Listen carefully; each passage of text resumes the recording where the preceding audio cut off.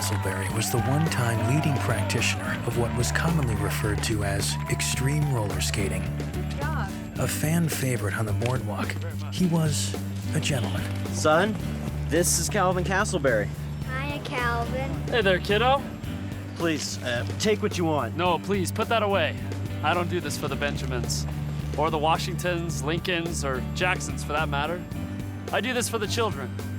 Like this one right here. What's your name, little man? Pete. Pete. That's a beautiful name. Scholar. Oh, Kurtz, you old dog. Sometime product endorser. And don't forget, Calvin, you have a meeting with TC Cola at 3 o'clock. You know, Michelle, I've been thinking about this. And I'm just not convinced that because some kid drinks TC Cola, he'll be able to roller skate like I do. What do you mean? Well, I mean, roller skating's a skill, right? It takes practice, not soda pop. I guess I never thought about it like that. All right. I'll call TC Cola and tell them they'll have to find themselves a different spokesperson. One who doesn't care about integrity or truth in advertising. You're not like the others, are you, Calvin? No, I'm not. Kiss me, Calvin? And lover.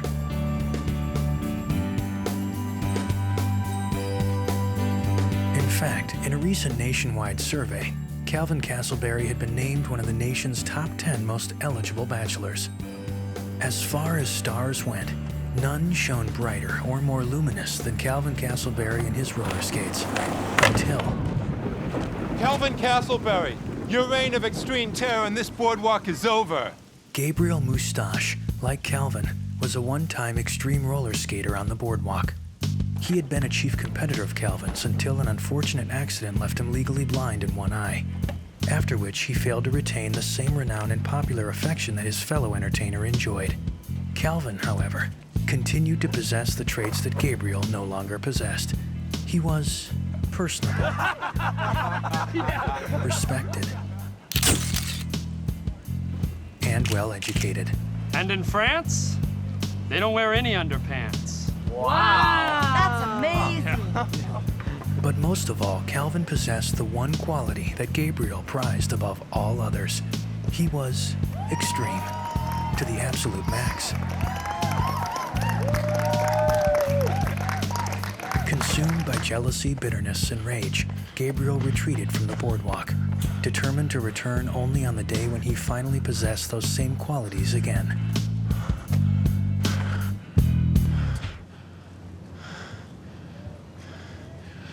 What is that? It's called a skateboard, and it's going to change the world forever.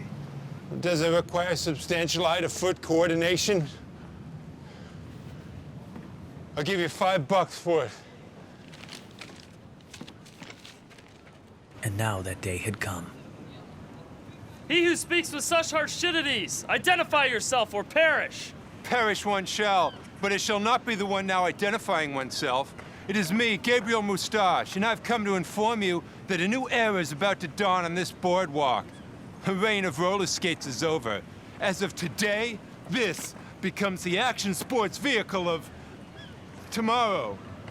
The skateboard? That's impossible. Its popularity as an entrance of mirth died years ago. Calvin was right.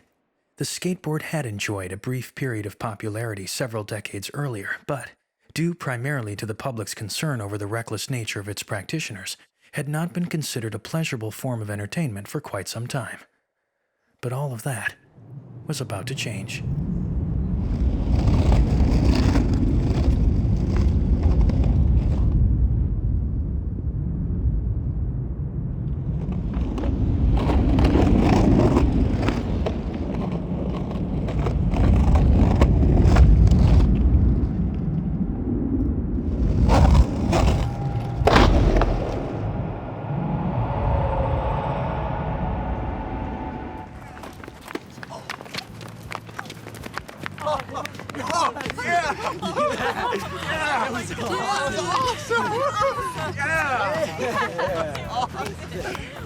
That was Calvin's last day on the boardwalk as an entertainer.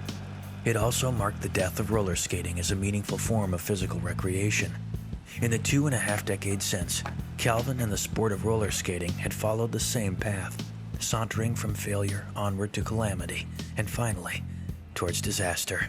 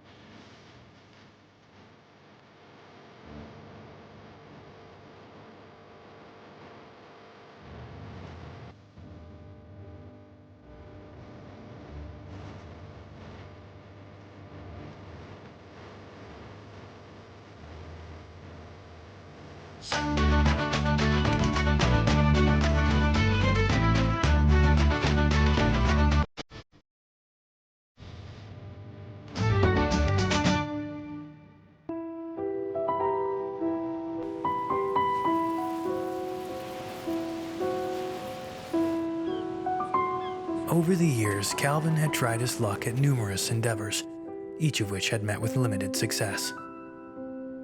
In desperation, Calvin had finally applied for admittance to the Bicycle Traffic and Parking Violations Academy. He was accepted. A bicycle traffic and parking violations officer's responsibility was to identify and reprimand, via fine or confiscation, bicyclists with improperly stationed vehicles. Such infractions included, but were not limited to, improper angling of the kickstand, 100 degrees being the ideal positioning, and impediment of pedestrian traffic via the improper stationing of one's bicycle.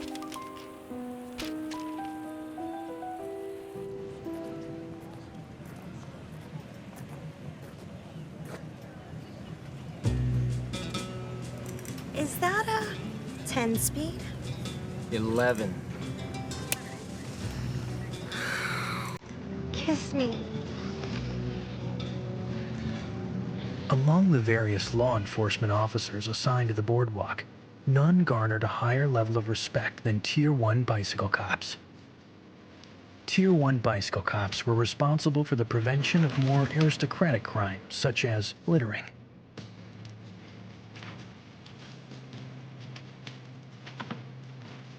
loitering,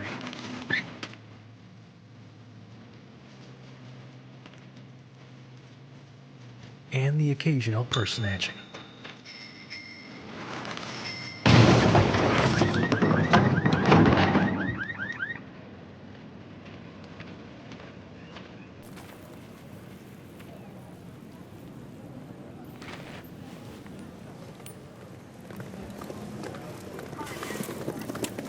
What you find down there, Calvin? Someone in violation of Ordinance 1067? A rusty chain's a serious situation. It can be hazardous to rider and pedestrian alike. I'd be wary about making light of it. Come on, Calvin, aren't you gonna reprimand me for my souped-up handlebars? I count only 48 ribbons protruding from each handle. You aren't in violation. One more and you would be, though. Those are some nice roller skates. I used to have a pair just like them. You like to roller skate? I used to, a long time ago. Didn't you know, sweetie? Calvin here used to be one of the all-time roller skating legends down here on the boardwalk. Used to call him Sao Cal. It's Sao Cal. Whatever. Hey, boss. I got a pair of pedestrians jaywalking at 12 o'clock. They appear to be white, possibly senior citizens. Give me those. Elderly Caucasians always think they're above the law. Well, Calvin, we'd love to stay and reminisce, but we've got to nip this little act of sedition in the bud. One man jaywalking, well, that's fine. But you add another, and before you know it, you've got yourself a crime wave. Let's roll.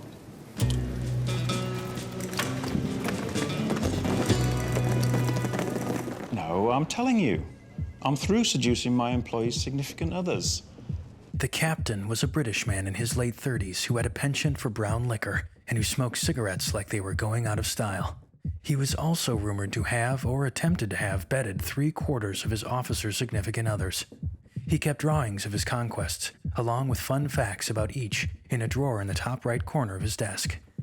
No, I don't think I'm being rash here. I think I'm displaying a very good level of common sense.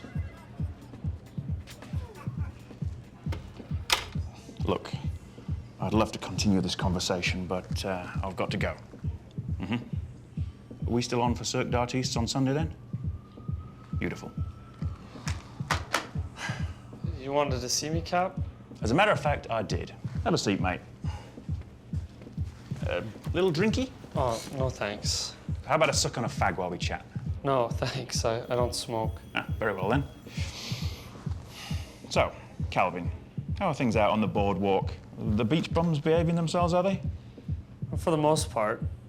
I've seen a slight rise in the illegally placed sonic accoutrements on the younger bike riders. But for the most part, nothing really to report. Well, it is getting to be summer. A couple of souped-up two-wheelers is to be expected, especially among the tots. Good then. Sounds like things are rather peaceful. Means you're doing your job. That's a reflection on our department. Thank God it's a positive one for a change. Tell me something, Calvin. Are you familiar with the department's Double Dare program? A little bit. I know the basics. It's an anti-narcotics initiative whose goals are basically to increase awareness and promote education about the perils of mind-altering substances. Awareness and education together are one prong of the Double Dare attack. There's also another. Have you ever heard of Team Extreme? In the final days of the 103rd Congress, an emergency session was called under the auspices of a crisis in funding for interstate highway development. Its true purpose, however, was to address the sudden rise in what had become known as extreme enhancement drugs, artificial substances which, when consumed, enhanced one's ability to achieve feats of an extreme nature. In the 80s, the youth of America had been dared to stay off drugs. It had worked to some extent. However, one of the first conclusions reached by the hastily convened legislature was that in the current generational environment, the ante had to be raised in order to match the more extreme nature of today's youth. Thus, Congress decided that to simply dare kids to stay off drugs wasn't enough. They'd have to double dare them too. While Congress possessed the fiscal resources to push ahead with the Double Dare program, what they lacked was inspiration. That they finally found in a group of Alpine Dew execs. When Congress realized that Alpine Dew had increased their awareness among the same target audience by 75% after updating their marketing campaign to include elements of the action sports culture, it became clear what path the United States government should take. And thus, one blustery, wintry day, Double Dare was officially born, and along with it, Team Extreme. Team Extreme was the Black Ops arm of the Double Dare program. It consisted of the men and women whose duty it was to go deep undercover and infiltrate the action sports culture. Their mission, to root out the movement's more unsavory elements and bring them to justice. It was reserved for the elite of the elite. So what does this all have to do with me? Well, we've got a case that requires the kind of expertise that only Team Extreme can provide. Unfortunately, they're buried up to their eyeballs in the Lake City downhill slalom massacre. They won't have a case officer available for 6 months. So, I was given the authority to promote someone to the team from within my own precinct, on an ad hoc basis. I chose you. What? This case, it requires extreme credentials. And I'm afraid only you've got them. I'm not sure I follow. I'm talking about roller skating, Calvin. How did you know about that? Come on, Calvin. The whole department knows. Listen, Cap. It's true. I used to be a roller skater. That was a long time ago. If you're looking for someone with extreme credentials, why not talk to Johnson? He's a windsurfer, and a pretty damn good one from what I hear. Johnson sprained his ankle. Look, Calvin, you should view this as an opportunity. There's BTV officers out there would kill for this assignment. Do you want to spend the rest of your days in the doldrums of the Bicycle Traffic and Parking Violations Division? No. It's just been a long time since I laced up a skate. I don't know if I can do it. Well, I'll be frank, Calvin. You don't have much of a choice.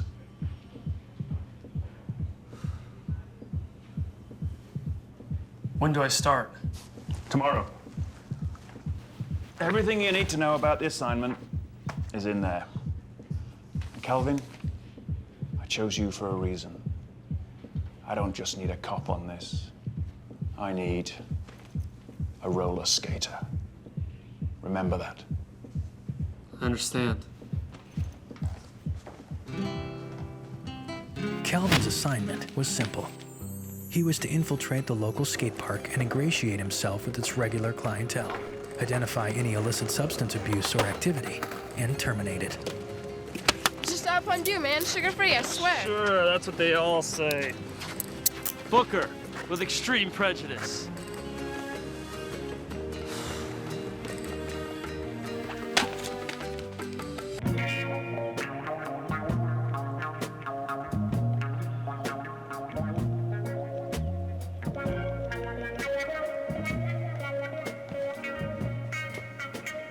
Calvin had not touched a roller skate or roller skating accessory in 22 years. It's been a long time, my love.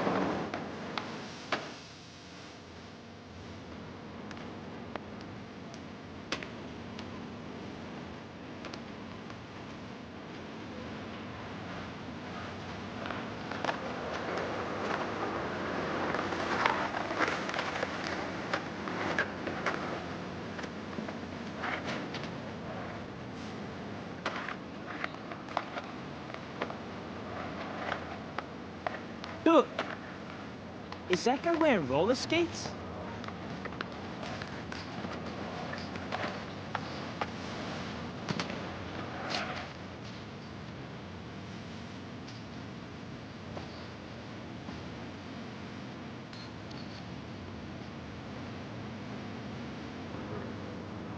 Hey, ladies.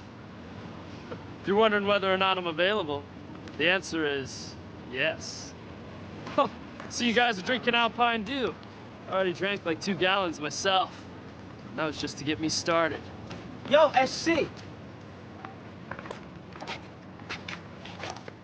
I am wax on, and this here is for shizzle.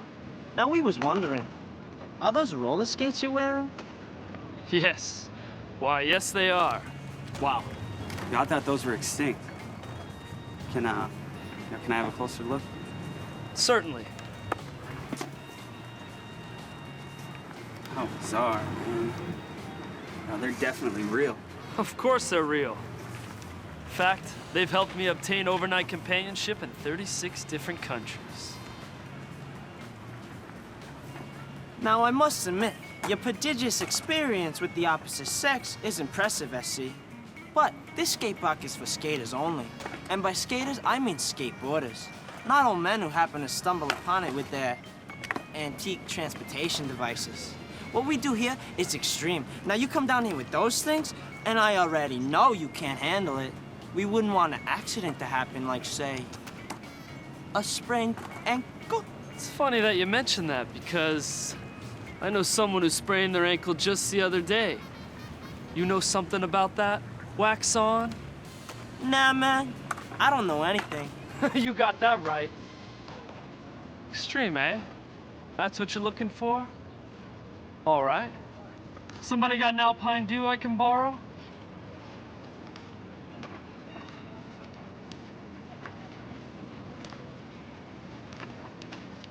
Thanks. I gotta get me one of those. Oh, I got this at T-Mart.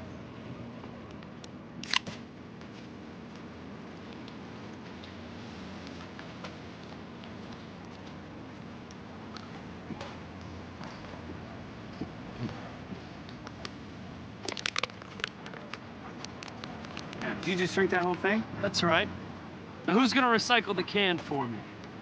I thought you said you was just gonna borrow that. Sorry. By borrow, I meant keep. Let me give you a quick word of advice, SC. I suggest you think about returning to whatever early bird special you crawled out from under. Like I said before, this isn't no place for someone with those, okay? Accidents, they do happen. Come on, Fo Shizzler. It's starting to feel like a retirement home around here. Man, did you see the way he downed that whole can of Alpine Dew in one sip? Shut up, Fo Shizzle. Damn. Yo, SC.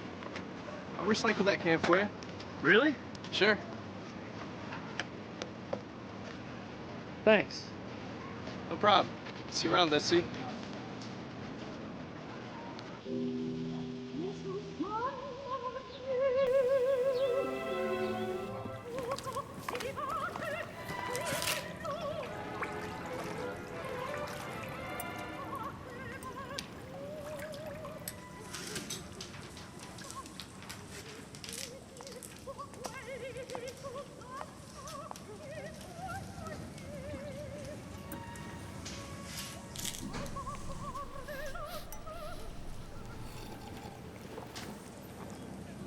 Delicious. You've outdone yourself once again, Katrina. You may go.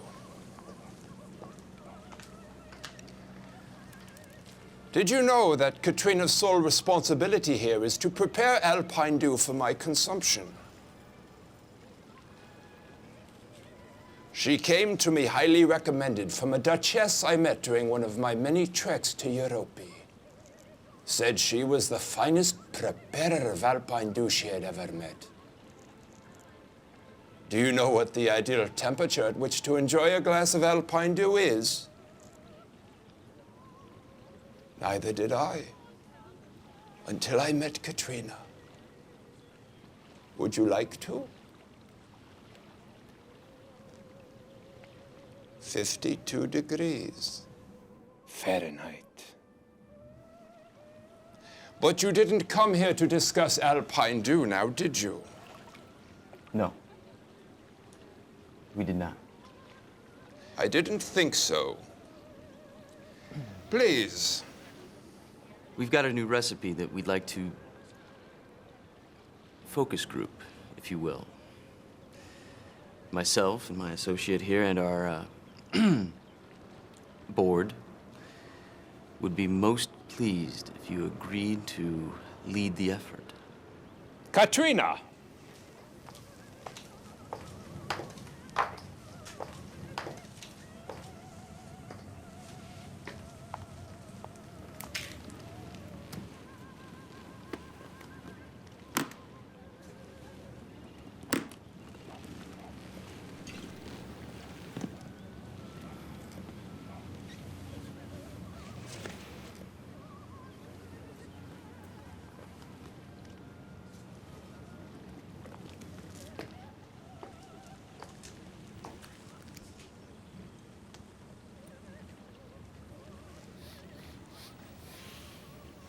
Tell me if I'm mistaken, but I detect a distinct hint of cherry. Burgundy, perhaps? Impressive. Your sense of smell is glorious as usual. Katrina, would you do the honors?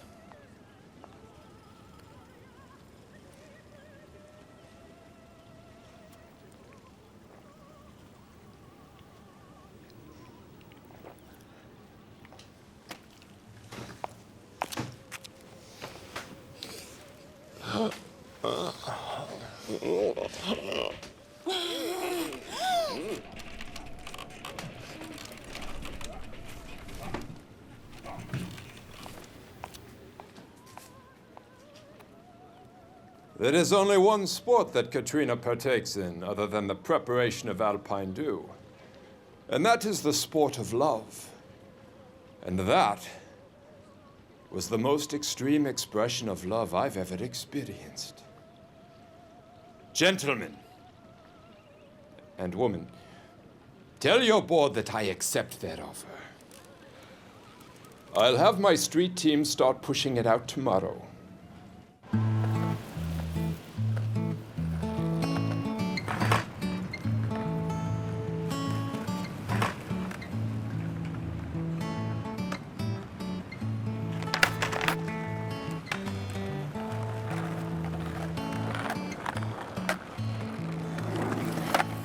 Hey, mind if I skate with you for a while? It's a free country, right? I guess. For now. Thanks.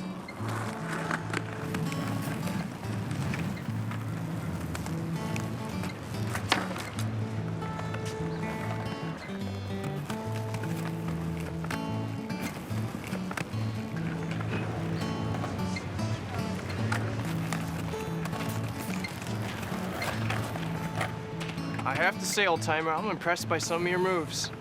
Really? Yeah, it's a little old school, but you've got style. Really? Think I got style? Yeah, don't wet yourself or anything. Too late. Yeah.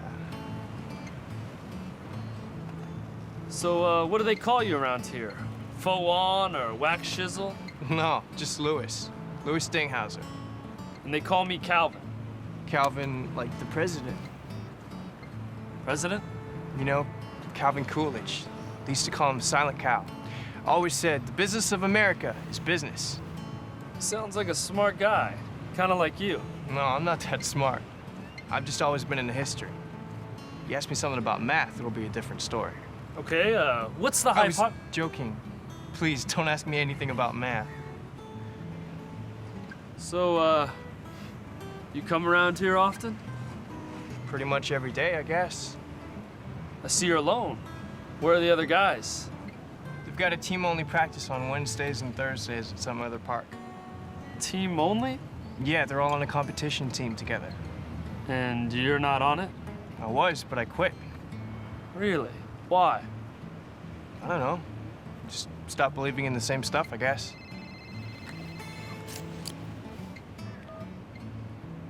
Sorry, I've got to go. Oh, really? I was hoping we could skate around together some more. Well, I'll be down here again tomorrow. Stop by if you want. I just might do that. Calvin did go back to the skate park the next day, and as promised, Louis was there. In fact, Louis and Calvin soon developed an unlikely friendship and mutual respect for one another. I'm so excited. I'm so excited. I'm so excited. I've got a play date with you. I'm coming over. Bring me along. I'm coming over. Sing me a song. I'm coming over. I've got a play date with you. I have got a play date with you. I have got a play date with you.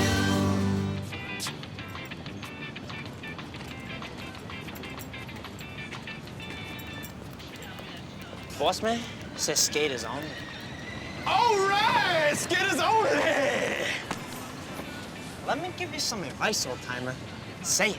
Don't spray it. Okay? Okay.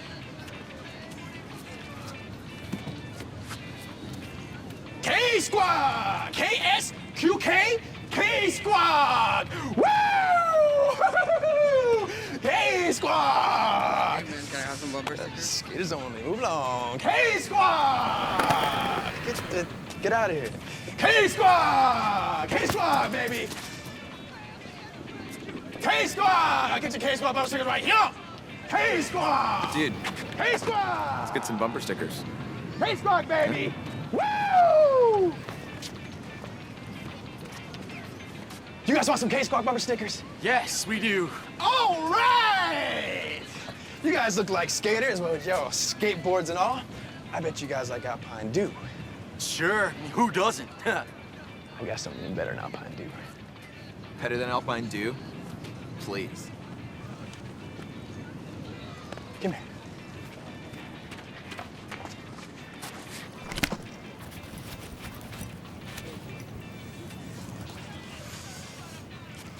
What is this?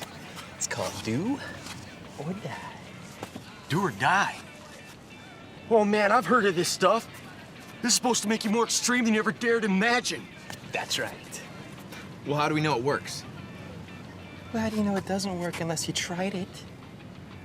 I don't have a response to that. It's a very logical argument. K-Squad! Get your K-Squad bumper stickers and t-shirts right here! K-Squad! Ready? You first. Same time. Hey! I wouldn't do that if I were you. A narc! No, man. That's some kind of roller skating beast. Beat it! Fine, we'll do this the hard way. I thought it'd be a little harder than that.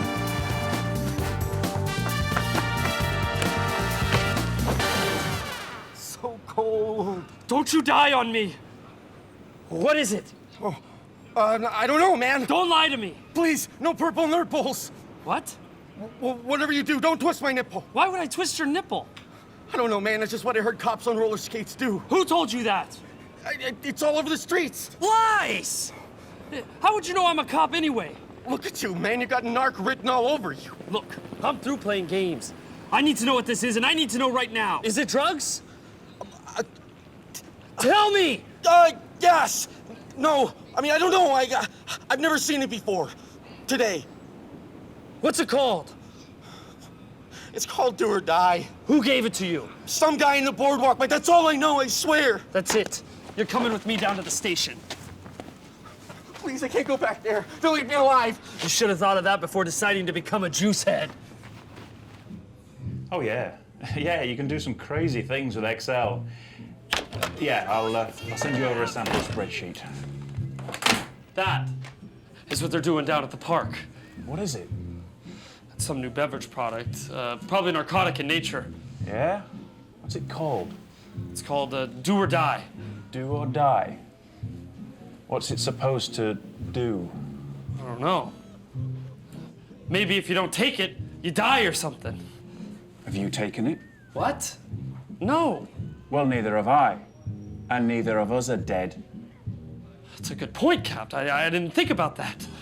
You need to start using your head, Calvin. Damn it, Captain, I'm trying my best. Have a seat. You need to relax. Getting all wound up isn't going to get us any answers. Now, besides this sample, do you have any other leads? Well, there is this kid down at the park I've kind of befriended. He may help us. So, you got yourself a stoolie. That's a good start. Does he know you're a cop?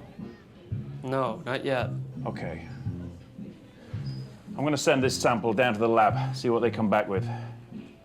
While we wait for results, you're going to get that songbird of yours to sing some more for us. Got it? Now get on out of here. I've got some drinking to do before I pass out.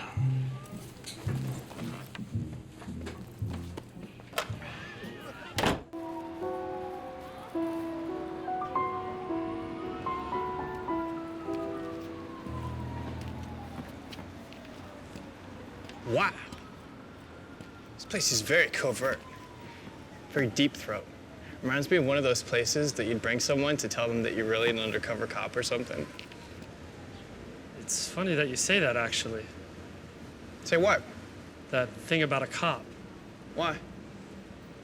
It's what I'm about to tell you. Which is what? I'm a cop.